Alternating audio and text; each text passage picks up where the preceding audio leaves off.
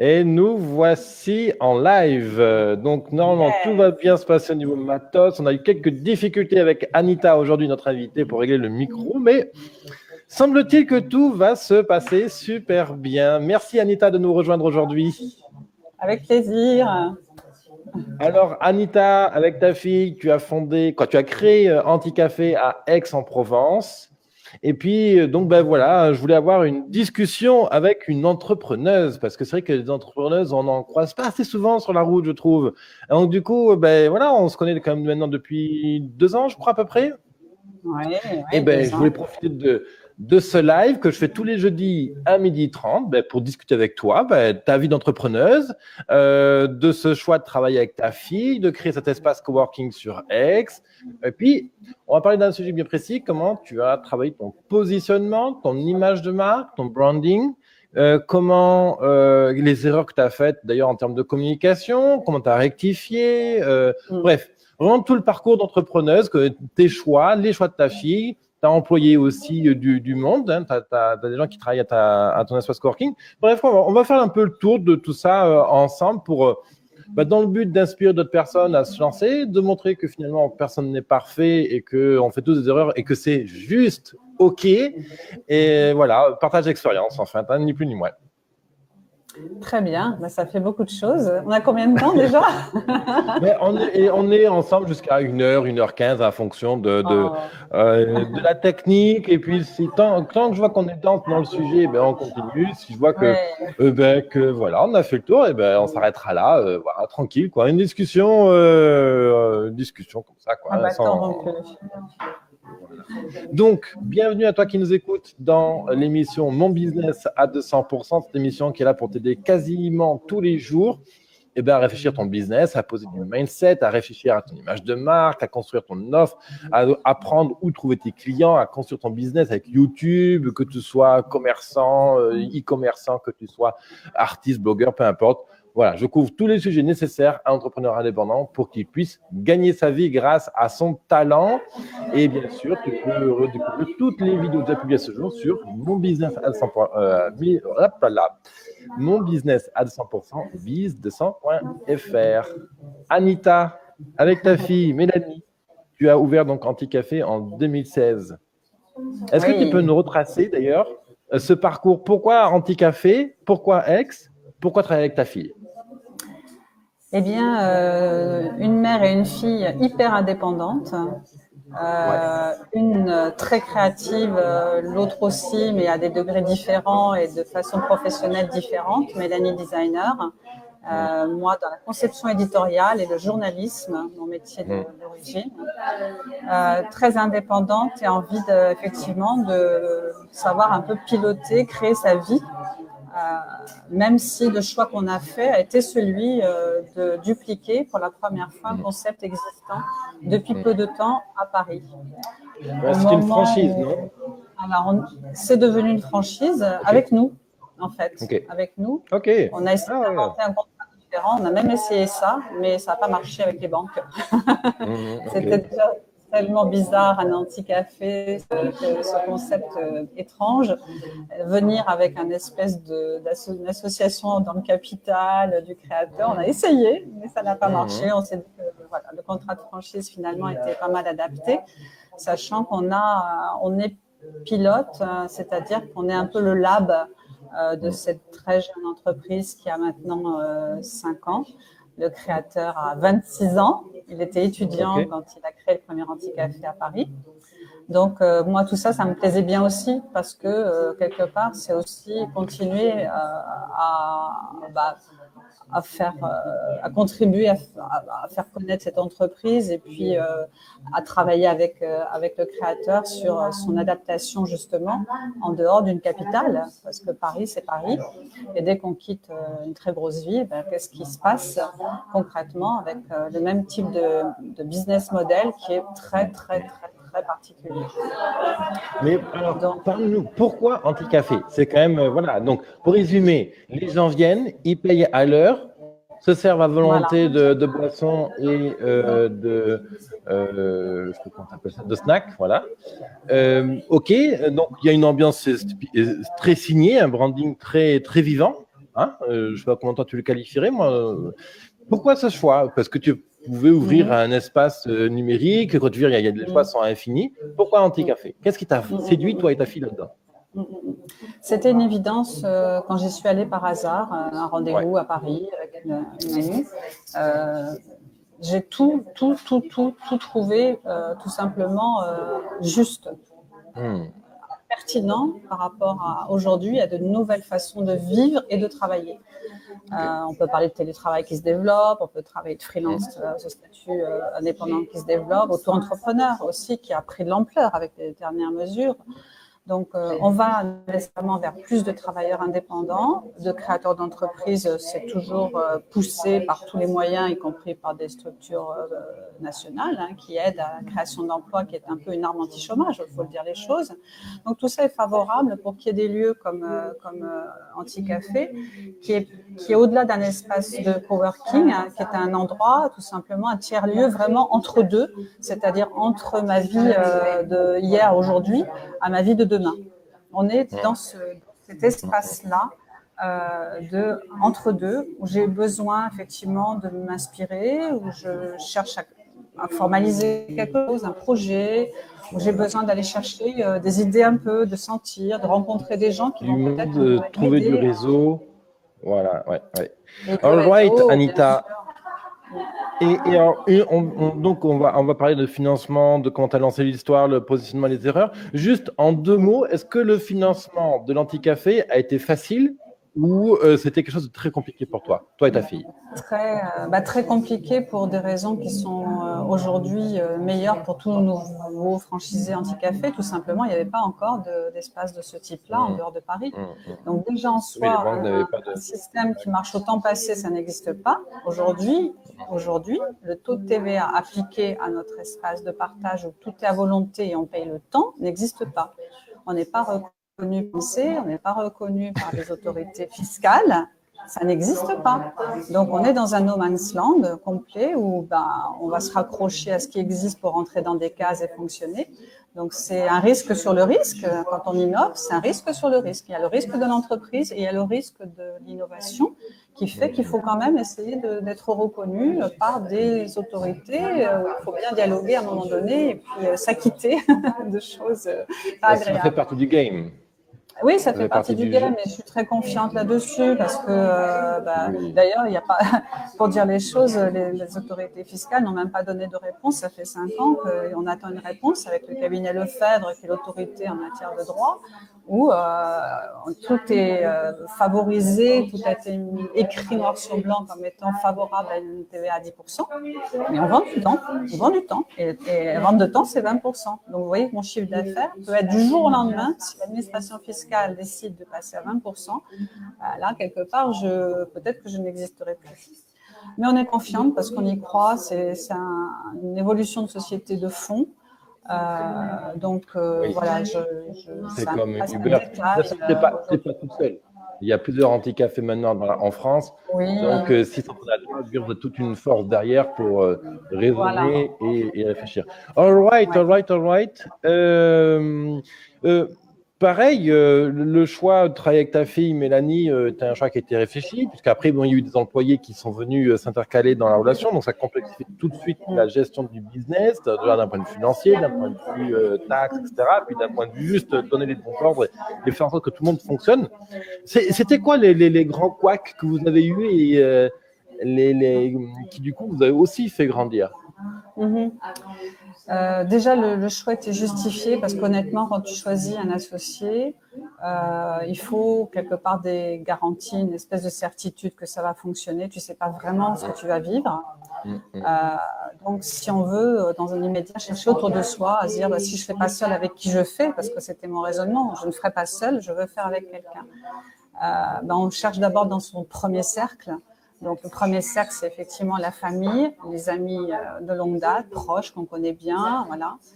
Et moi, clairement, Mélanie, son état d'esprit indépendant, très créatrice, ayant fait aussi une formation, un module d'entrepreneuriat à Paris, tout concordait déjà pour qu'elle se lance et qu'elle aime se lancer dans cette aventure. Et être avec moi, on savait, comme on est très indépendantes toutes les deux, du coup on se respecte énormément. Il n'y avait pas d'interférence forte de notre relation mère-fille qu'on sait faire vivre, bien sûr, toujours, mais de façon parallèle, quand il y a besoin, au moment où on veut. On a cette relation toujours qui est préservée. Et puis moi, ça a été une des conditions, c'est-à-dire que tout le temps, elle sait. Moi, je serai la première à sortir de l'entreprise à un moment donné, vu mon âge, c'est logique. Donc, elle sait depuis le début que si ça n'allait pas entre nous à cause de l'entreprise, qu'on arrêterait. Parce que moi, c'était clair, le plus important tout le temps, ça sera d'abord notre relation mère-fille. Ça, c'est posé et c'est dit, elle le sait, voilà. Aujourd'hui, tout va bien. Ce qui est dur à vivre, c'est qu'on parle de boulot tout le temps. Oui, bien sûr. Vous vivez pas ensemble, par contre? Chacun à sa maison? Oui, bien sûr. Mais oui, heureusement. Je sais pas, on peut étendre le concept de coloc à la maison. Au début, surtout, ça aurait pu, parce qu'on a déménagé chacune de Paris et de Lille. Donc, il fallait aussi s'installer en mode provisoire, en mode commando. Et on a eu chacune notre piste. Et puis, Mélanie a un compagnon. Et il faut qu'elle réussisse aussi cette vie de démarrage avec son compagnon qui a créé son entreprise à Paris. Donc ça va. Au moins le compagnon comprend le mindset, qu'est-ce qui se passe, les difficultés et tout. Parce que c'est toujours difficile quand on est un qui est salarié, entrepreneur, quand souvent ça crée des tensions. Ok, donc ça nous fait un bel aperçu de ton entreprise. Comment tu as choisi de positionner Anticafé sur Aix? Quelle était ta réflexion avec ta fille sur cette question-là? C'est-à-dire positionnement, l'offre, l'image de marque, le prix, le choix de la clientèle. Alors, évidemment, il y a un pressenti. Quand on choisit un lieu, pour moi, c'était le sud, quelles que soient les grandes villes dans lesquelles Anticafé a sa place. Donc, il y avait déjà un choix de cœur, on va dire ça comme ça, de la famille, tout simplement, qui est venue s'installer il y a plus de 30 ans ici, donc mes parents en l'occurrence. Donc, une connaissance plutôt par l'angle familial, touristique, vacancier. Rien à voir, j'allais dire, vraiment avec l'implantation après, où il faut étudier le lieu. C'est le cœur qui a parlé. D'abord le cœur, voilà, le cœur qui a parlé. Après, et ça c'est très très très important, ce que je vais vous confier, c'est qu'à partir du moment auquel on pense que ce lieu, ce territoire, ce marché-là est favorable à notre activité et à ce concept toujours innovant d'Anticafé, c'est l'étude de marché. Donc l'étude de marché, je l'ai conduite parce que ma formation, mes études m'ont permis de savoir faire ce travail-là. Et je peux vous dire que 2 ans et demi après l'ouverture d'Anticafé Aix-en-Provence, on vit exactement ce que l'étude de marché nous a révélé. Mais on le vit à 100%. Après, il y a la connaissance de clients qui fait qu'on va chercher à adapter, on règle l'offre, on règle des choses qui font, on règle les heures d'ouverture, on règle des choses après comme ça. On a des paramètres, heureusement, qui permettent de piloter. Mais c'est vrai qu'une étude de marché sérieuse, approfondie, et nous, il a fallu vraiment approfondir parce que dans un premier temps, Aix-en-Provence n'était pas favorable, vraiment. Petite ville, évidemment, par rapport à Paris, on ne peut pas dire le contraire. Mais ce qu'il a fallu creuser, c'est les comportements. Alors, il y a du quantitatif, la présence d'un grand nombre de personnes travaillant chez elles, c'est le cœur de cible d'Anticafé, des étudiants en études supérieures, des freelances, des auto-entrepreneurs, des créateurs. On pouvait quantifier les étudiants. Il fallait qu'ils soient très majoritairement centrés sur la ville, c'est-à-dire j'habite en ville ou j'habite en tout cas à pied du centre-ville. Les autres, c'est plus compliqué de chiffrer aujourd'hui, les indépendants, parce que c'est par catégorie professionnelle. On connaît le nombre d'experts comptables, on connaît le nombre de formateurs, ça existe. Après, il faut creuser effectivement. Et les modes de déplacement, très important aussi. et les clubs. Est-ce qu'il y a des clubs aussi, des réseaux actifs qui se réunissent et qui peuvent trouver dans ce lieu, en effet, un endroit où se retrouver.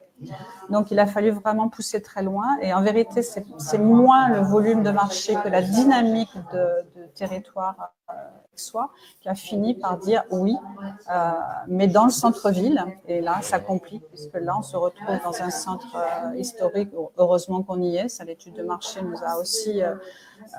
on l'a écouté alors qu'on ne pensait pas du tout. L'emplacement, pour nous, au départ, intuitivement, n'était pas... Qu'est-ce qui t'a amené intuitivement à penser que ce n'était pas le centre-ville qu'il fallait choisir? Alors, pas tant le centre-ville que le petit pourtour d'Aix très calme ou qualitatif pour un lieu design où les gens seraient au calme pour travailler. Bien sûr, toujours proche des étudiants quand même, mais dans un premier temps, de façon assez certaine, c'était forcément aller plutôt vers le quartier de l'autre côté du cours Mirabeau, quartier Mazarin, pour ceux qui connaissent. Et mon Dieu, on aurait écouté notre intuition et c'était la catastrophe. Alors, du coup, autre question, quel est le facteur, le détail, si c'était un détail, qui vous a fait dire, Mélanie et toi, non, c'est le centre historique qu'il nous faut choisir? Vas-y, réponds à ça, du coup, et après je pose une question. Le flux. Alors le flux, sachant que même si on ne touche pas tout le monde, moi ça m'intéresse pas, on se comprend, hein, d'avoir la grand-mère avec son petit-fils, d'avoir c'est être là où dans une petite ville il y a le plus de monde puisqu'il y a un marché globalement qui est petit, Aix-en-Provence. Donc au moins sur ce marché petit, être là où il y a le plus de flux. Et là, dans le langage des agents immobiliers, vous avez la rue numéro 1 où là, vous avez le maximum de personnes, voilà. Mais nous, c'est pas ça qui nous intéressait, c'est d'avoir quand même une clientèle qui vient en tant que destination. Donc, un bis. Il a fallu qu'on trouve un emplacement très proche dans le centre-ville où tout le monde converge, les étudiants, les personnes qui veulent un rendez-vous dans Aix. De toute façon, après, il y avait un problème de toute façon de loyer ou immobilier de toute façon. C'est qu'en Aix, c'est comme à Paris, hein, c'est très cher. Donc, c'est clair qu'être en numéro 1, comme tu dis, c'est aussi en fonction de ton investissement initial. Voilà. OK, donc ça, c'était le choix. Un an d'études de marché. Alors, à distance, je n'étais pas sur place, mais un an de préparation, on va dire, du projet avec l'étude de marché, la recherche de clubs d'accompagnement à la création d'entreprises ici à Aix, que j'aurais jamais fait sans eux. Donc, je me permets de faire vraiment la publicité, j'allais dire, du CCE 13, dont je suis maintenant administratrice avec grand plaisir. Club des créateurs qui se révolutionne avec des outils d'accompagnement top en plus maintenant. Donc ça, pour moi, c'est aussi très, très, très important. Alors, justement, tu as une question, là, on parle donc de la création, de sa recherche, des doutes qu'il peut y avoir, de l'investissement que tu y as consacré. Du coup, là, tu découvres que finalement, c'est un centre historique qui, contre toutes attentes, dans lequel tu dois installer Anticafé, cet espace coworking. Est-ce que cette découverte va venir à l'encontre de ton souhait initial, de ton souhait de personne? Est-ce que ça venait en opposition avec une croyance? Donc, du coup, il a fallu travailler en fait sur le dégagement de ce souhait. Par exemple, toi, tu pouvais dire, moi, je déteste ces centres-villes, je veux vivre en campagne et ouvrir mon truc en campagne. Voilà. Est-ce qu'il, ou toi, ou Mélanie, est-ce que vous avez dû combattre quelque chose comme ça? On est ravis d'être là où on est parce que sinon, on était trop proche du concept de pur espace coworking où effectivement, c'est un lieu calme, on n'a que des gens qui travaillent. Et clairement, cet espace-là, c'est un espace hybride, ouvert à la cité, aux citoyens, à tout le monde. Et de ce point de vue-là, nous, on est tellement dans le relationnel, on est tellement dans la mise en relation que pour nous, c'est le bonheur. Franchement, c'est topissime. Hein. Ok, ben ça nous fait un bon aperçu. Alors, j'ose pas trop poser de questions de chiffre d'affaires ou d'investissement. Si tu veux les préciser, c'est avec plaisir. Pour donner une ordre d'idée. Parce que je trouve que c'est toujours intéressant. Souvent, tu sais, les chiffres sont tabous et j'aime bien pouvoir donner des idées comme ça aux entrepreneurs. Le business model entre apport personnel et puis le prêt bancaire, on est sur 250 000 euros de mise de fonds global. Il fallait qu'il y ait ce capital-là au total avec la banque. Et là, on est sur un chiffre d'affaires annuel de 150 000 euros. Ok, excellent. Ok, ouais, c'est une belle petite affaire. Écoute, voilà, c'est le mot, parce que finalement, c'est un petit espace pour le concept, c'est un petit 2017, espace, 2018. Oui, ça fait 2 ans.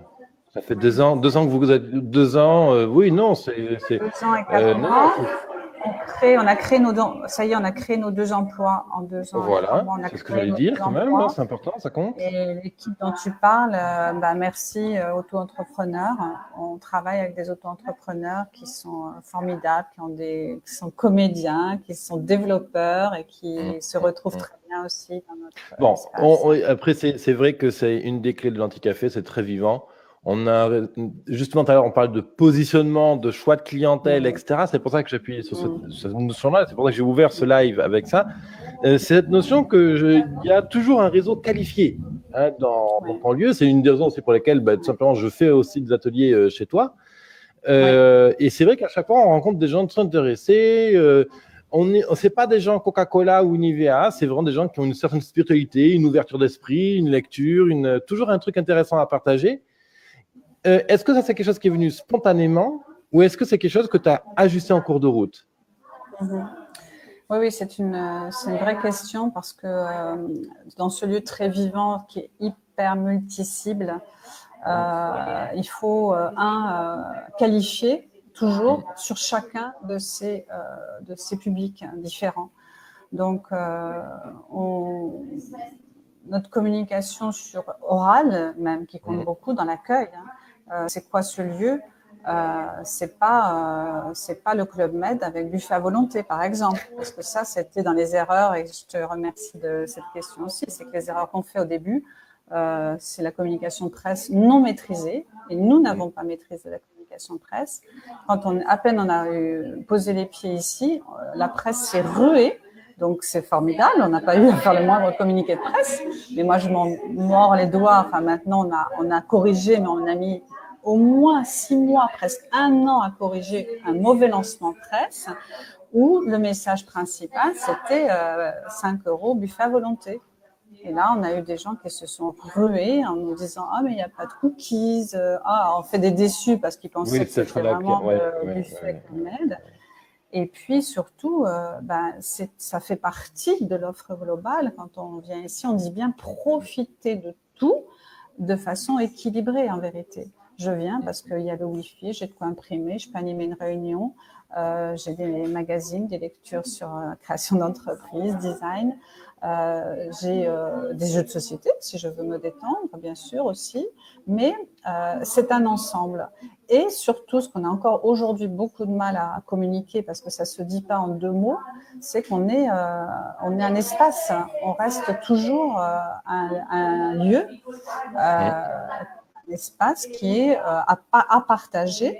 Donc financièrement aussi, chacun, dans ces 5 ou 6 € de l'heure, quand on a maintenant l'offre alimentaire qu'on a scindée, on paye chacun un petit morceau de l'espace. Et souvent, on est obligé d'expliquer ça aussi aux personnes, de dire, mais vous savez que si vous louiez un endroit ailleurs pour faire votre atelier, vous devriez louer la salle, même si c'est une salle municipale quelquefois ou associative.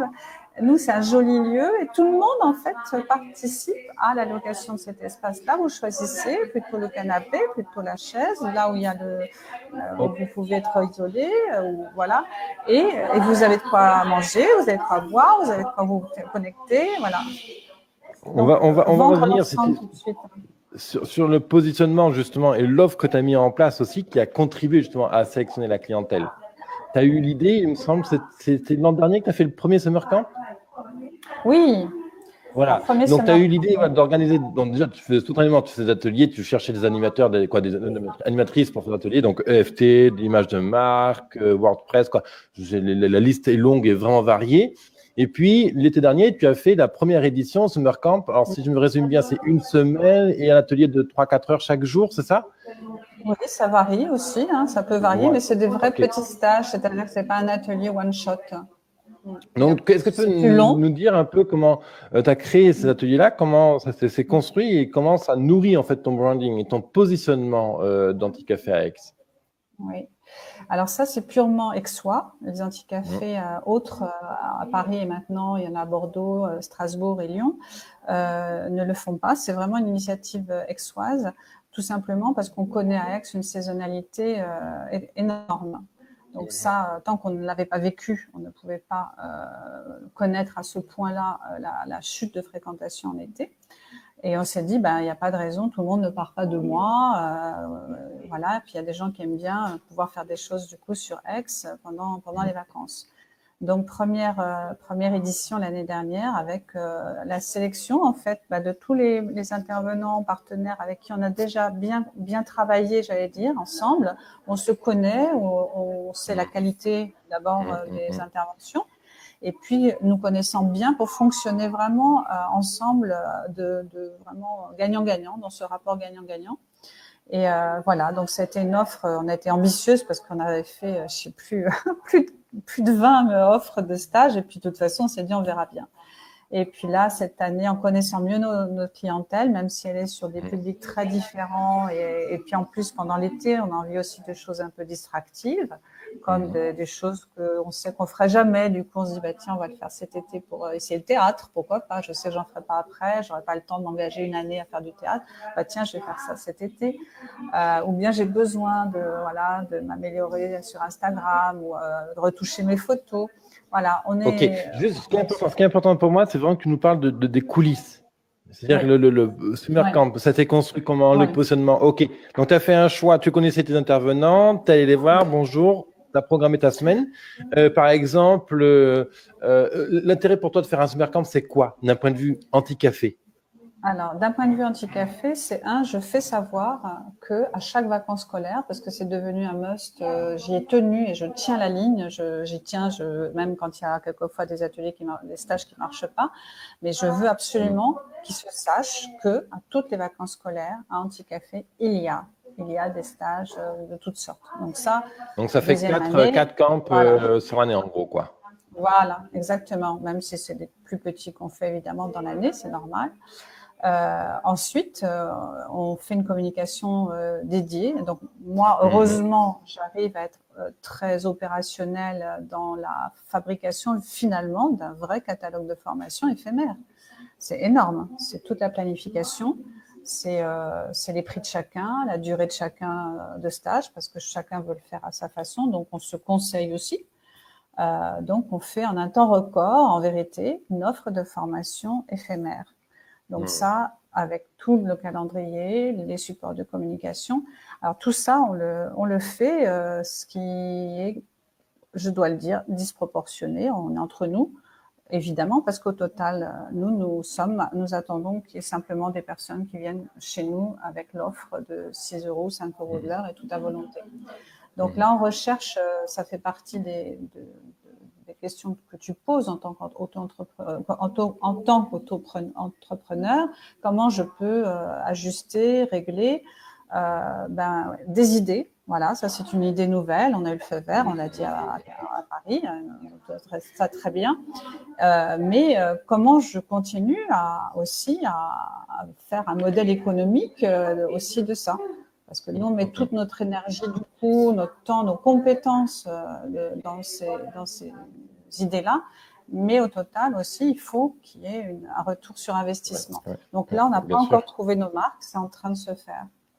De toute façon, c'est toujours pareil, hein, c'est en faisant qu'on découvre. Et c'est bien sûr parce qu'on propose qu'on découvre le message, les réactions de nos clients et clients potentiels, qu'on ajuste et ainsi de suite. Et c'est d'ailleurs justement, alors je ne sais plus, c'est toi qui as eu l'idée, oui, je crois que c'est toi qui as eu l'idée que tu m'as proposé justement de faire un atelier à Anti-Café justement sur l'identité visuelle, sur le branding. En gros, je viens, tu interviens une demi-journée et les personnes repartent avec un cahier des charges à donner à leur infographiste, web designer, etc. Ça, c'est quelque chose. Tu as beaucoup d'idées comme ça, d'ateliers que tu aimerais pouvoir organiser à tous les confondus, à Anti-Café? En fait, nous, ce qui est bien, c'est qu'on a une double remontée de besoins. La première, c'est carrément des gens qui disent « Ah, j'en suis là, j'ai besoin d'une séquence de pub 3 minutes en vidéo, est-ce que tu connais ?» Bon, oui, allez hop, on connaît maintenant, 2 ans et demi, ça va vite grâce à nos relations. Donc, tout de suite, c'est mis en relation. Lui, il est très bien. On privilégie les indépendants, puisque c'est notre cœur de cible. J'aime bien dire cœur dans cette expression, parce qu'on a besoin les uns des autres, beaucoup plus que des grosses entreprises, c'est clair. Donc, on met toujours en privilégiant des indépendants, en les mettant en relation entre eux. Donc, on fait ça tout le temps. Le deuxième niveau de besoin, c'est ce qu'on voit, nous, en tant que professionnels en communication et en design. Et moi, quand je vois des très beaux projets, des super idées d'entreprise, de concepts, et puis je vois qu'avec pas tout de suite la bonne démarche pour donner l'identité, parce qu'on se dit non, là je vais pas mettre d'argent dans une des cartes de visite que je vais faire, et puis un graphisme, ça coûte trop cher, et là c'est fatal error, parce que le premier acte de communication d'existence de son entreprise, c'est vraiment son identité, et puis une fois qu'elle est posée, elle est là. Donc, toute la réflexion que je voulais que tu développes sur comment on conçoit sa marque, c'est quoi, c'est qui même derrière, parce qu'on incarne toujours d'une manière plus ou moins forte sa marque, et donner tout ce qui donne du sens visuel et le nom, la baseline, les couleurs qui font qu'on va être unique. Et c'est ça aussi, quand je vois des cartes de visite qui sont très jolies, parce que Vistaprint et compagnie, c'est très bien, heureusement. Mais quand il y a vraiment un projet solide derrière et que c'est dommage de tomber dans une banalisation qu'on voit, qu'on ressent, y compris les photos. Moi, quand je vois des sites internet avec des photos qui sont pas du tout le reflet non plus de la particularité, de la singularité d'un projet d'entreprise, je pleure. C'est un grand classique, voilà. en plus. C'est un grand classique. Voilà. Et on se rend pas compte à quel point ça joue, surtout dès le début. On a besoin de se reconnaître. Et là, Donc, du coup, donc c'est quand tu es venu avec moi faire cette proposition d'événement à Anticafé. Donc, on a choisi une date, c'est le dimanche 22 juillet. On s'est dit un dimanche, comme ça, les gens viennent reposer. Alors, pas avec le rosé, peut-être à la rigueur, mais. On peut venir en tongs. L'idée, c'est vraiment que les gens viennent, papier, crayon, ordi, carte de visite, flyer, etc., tout ce qui a déjà été fait, que le business soit au stade de l'idée ou qu'il soit déjà lancé. Et on bosse ensemble sur toute la construction, tout le process pour créer l'image de marque, l'identité visuelle. Donc, on va se passer par un brainstorming, par un recentrage, puis par la pose de l'univers vraiment sur un papier. Tu verras, on travaillera vraiment avec des feutres, des couleurs comme ça, qu'on va mettre des paperboards sur le mur, on va avoir toute une organisation comme ça, très créative. Qu'est-ce que je voulais ajouter? C'est de 10h à 14h, c'est les horaires qu'on a choisis. Et et puis bien sûr, donc inscription obligatoire, bien sûr. Je mets le lien dans les commentaires juste en dessous. Alors, pour réserver ou pour des infos, tu peux contacter directement Anita ou son équipe, Anticafé, sur Facebook ou sur place, ou moi-même, à ta convenance. Qu'est-ce que je voulais dire? Et c'est limité, bien sûr, à 8 personnes. Il y a une autre idée aussi que tu as eue qui était vraiment géniale, c'est de sélectionner une personne sur les participants et d'en faire un study case, en fait. C'est-à-dire de le prendre par la main, de montrer aux autres, on fait tout le travail pour cette personne qui sera sélectionnée, en guise d'illustration concrète, pragmatique, pour le groupe qui est là, quoi. Voilà, exactement. Tout ce qu'on décrypte finalement, toute la construction qu'on va faire ensemble, décrypter de l'aboutissement, sert à tout le monde. Et à partir d'un cas réel, on est toujours plus motivé, plus intéressé à faire un cas réel, du coup, et ça servira à quelqu'un, à un entrepreneur en particulier. Donc ça, c'est bien. Mais de toute façon, c'est là où on illustre que l'image de marque, l'identité visuelle, l'univers visuel. Après, on met les mots qu'on veut. Chaque terme a bien sûr une signification, mais c'est tellement important. Et d'ailleurs, on voit quand même à quel point encore ça jouait un rôle favorable dans Anticafé. Je me rappelle de ton premier flyer bootcamp, Summercamp, très coloré, très vivant. Le design de ton espace aussi qui est signé. Bref, quoi. Et donc, c'est la même chose qu'on cherche à transmettre finalement en participant de cet atelier ou des autres ateliers d'ailleurs d'image de marque que tu organises tout au long de l'année. Oui, il faut marquer, il faut toujours avoir conscience qu'on est unique, et c'est vrai. Chaque entrepreneur et son entreprise est unique. Et à partir de là, quand on a bien réussi à mettre en forme sa singularité, par le graphisme, par les bons choix de mots, de couleurs, de formes. C'est tellement du bonheur de décliner après. On se rend compte que quand c'est bien fait, ça vit bien et on décline bien après.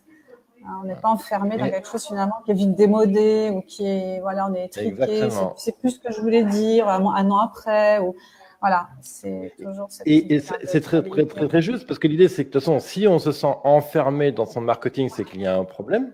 Parce que normalement, ton marketing, ton image de marque, ton identité visuelle doit coller à ton cœur. Hein, ça doit être vraiment quelque chose qui doit faire qu'un.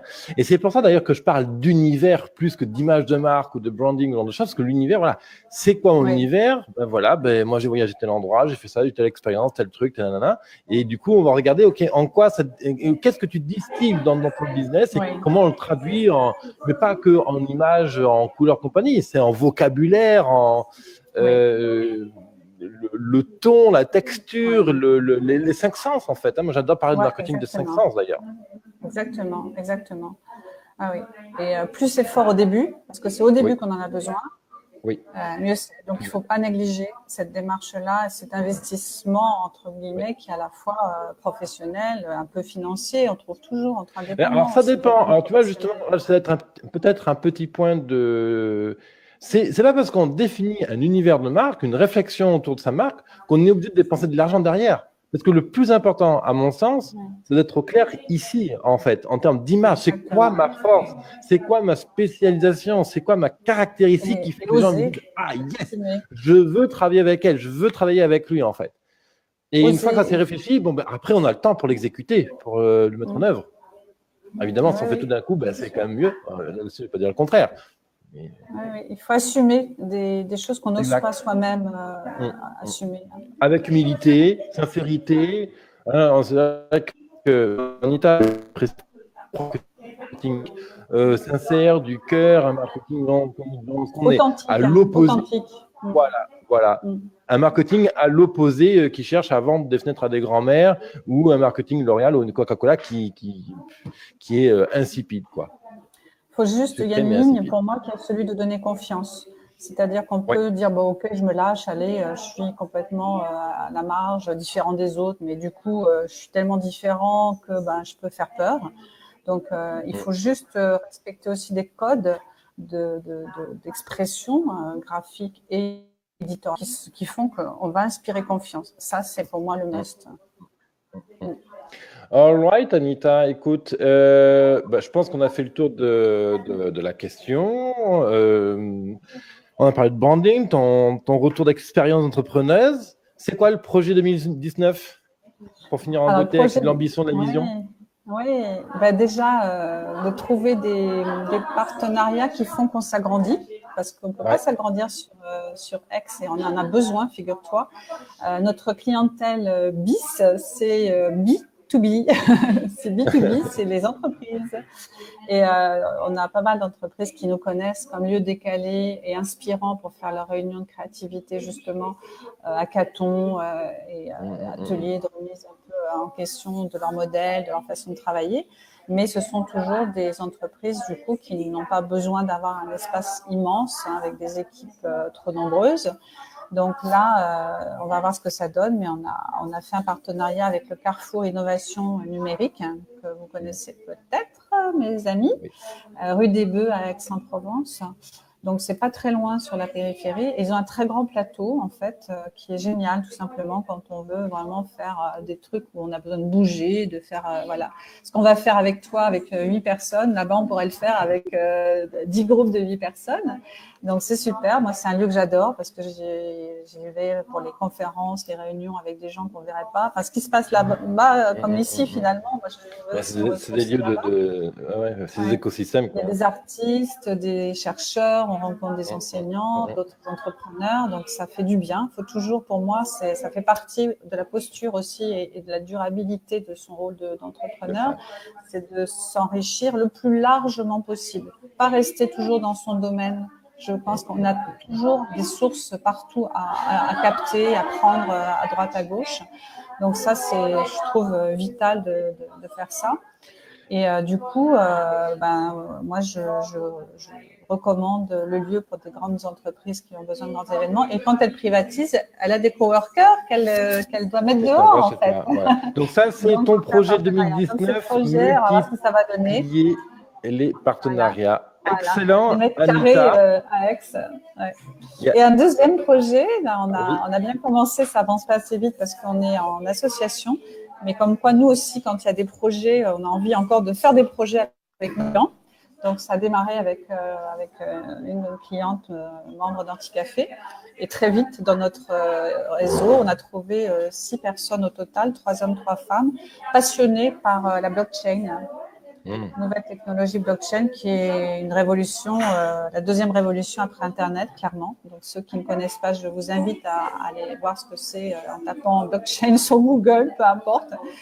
Et c'est tout simplement fabuleux. Nous, tout ce qui est innovant nous intéresse. Donc, Anticafé est le siège social de cette association qui s'appelle Blockchain Social Club. Et on est en train de créer des outils ensemble. Donc, c'est des moments passionnants où on va concevoir un jeu pour les enfants. Et moi, pour l'image de marque, on y revient.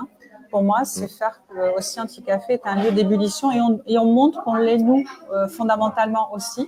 Être congruent, c'est la clé numéro 1, je pense, dans la réussite, en fait. Faire ce qu'on fait, dire ce qu'on fait, faire ce qu'on dit et faire ce qu'on fait, tout. Il faut que ce soit effectivement tout. Ouais, exactement. Donc, on va lancer des blockchain cafés à la rentrée. On a acheté des bouquins déjà dans notre petit coin bibliothèque. On va chercher des speakers qui sont capables d'être sur l'angle complémentaire avec CIN, toujours, qui fait un blockchain corner. On travaille ensemble aussi là-dessus. Donc, nous, on veut toucher le grand public, justement. C'est notre public un peu divers d'Anticafé qu'on veut sensibiliser à blockchain. Ça peut être fabuleux pour des entrepreneurs qui peuvent intégrer déjà cette technologie dans leur projet d'entreprise. Ça peut tout changer, vraiment tout. Et le grand public qui a besoin, qui doit savoir vraiment que voilà, on peut utiliser à son échelle aussi cette technologie qui ouvre des horizons formidables. Exactement. Impeccable, Anita. Merci. Merci pour ce partage d'expérience, nous avoir exposé un peu l'antre de l'Anticafé. Avec plaisir. Donc, si tu veux, toi, plus d'infos sur cet atelier branding, image de marque, eh bien, tu peux te contacter Anita ou moi-même. Tu as le lien, en tout cas, dans les commentaires juste en dessous. Qu'est-ce que je voulais ajouter? Bien sûr, je t'invite à regarder le programme du Summer Camp que Anita te concocte. Et puis voilà, rendez-vous donc à Anticafé si tu passes à Aix-en-Provence. Et puis sinon, rendez-vous sur businesstemple.co qui est l'accélérateur pour entrepreneurs indépendants en ligne. Voilà. Merci Anita pour ton temps. Merci et à une prochaine. Cette fois. Merci, bye. Allez, porte-toi bien et rappelle-toi, je suis à la hauteur de mes ambitions. Bien.